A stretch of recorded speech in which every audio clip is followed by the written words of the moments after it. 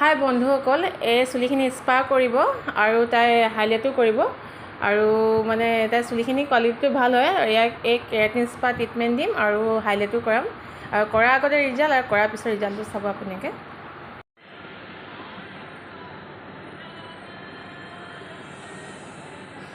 Super.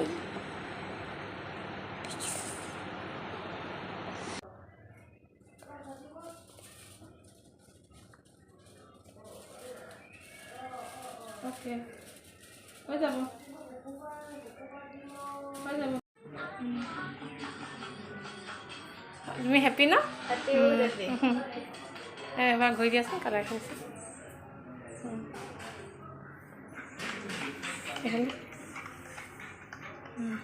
Upload